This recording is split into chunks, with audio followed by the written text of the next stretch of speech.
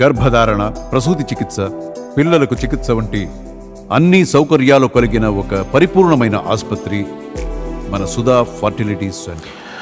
వైఎస్ఆర్ కాంగ్రెస్ పార్టీకి సార్వత్రిక ఎన్నికల ఫలితాల తర్వాత వరుస దెబ్బలు తగులుతూ ఉన్నాయి. మాజీ ఎమ్మెల్యేలు పక్క పార్టీలు మారి టీడీపీ జనసేనకు వెళ్ళిపోతుంటే, మరొక పక్క జడ్పీటీసీలు, జడ్పీ చైర్మన్లు, కార్పొరేటర్లు, కౌన్సిలర్లు కూడా పార్టీ వీడుతున్నటువంటి పరిస్థితి.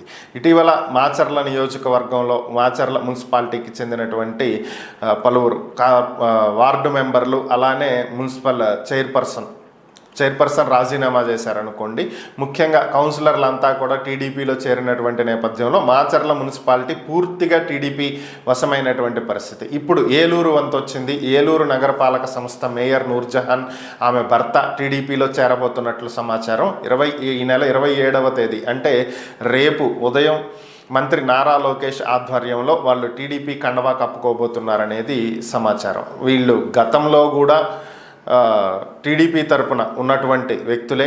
గతంలో టీడీపీ తరపున పోటీ చేసి అప్పట్లో టీడీపీ తరపున ఏలూరు నగర మేయర్గా నూర్జహాన్ పనిచేయటం జరిగింది. ఆ తర్వాత వీళ్ళు వైసీపీలోకి మారారు. వైసీపీలోకి మారి 2019 తర్వాత వైసీపీ తరపున పోటీ చేసి మరలా అదే నగర మేయర్ స్థానాన్ని వీళ్ళు కైవసం చేసుకున్నటువంటి పరిస్థితి. మళ్ళీ తిరిగి సొంత పార్టీలోకి రాబోతున్నారు.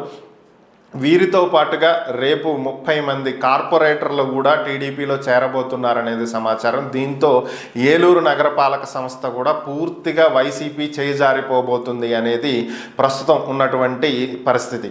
వీళ్లతో పాటుగా ఆల్రెడీ ఇప్పటికే ఏలూరుకి సంబంధించినటువంటి ఇన్ఛార్జ్ ఆళ్ల నాని పదవికి రాజీనామా చేయడంతో ఏలూరులో వైసీపీకి గట్టి దెబ్బ తగిలింది. ఇప్పుడు నగర మేయర్ అలాగే కార్పొరేటర్లు 30 మంది ఒకేసారి పార్టీని వీడటం కూడా వైసీపీకి పెద్ద దెబ్బ అని చెప్పుకోవాలి.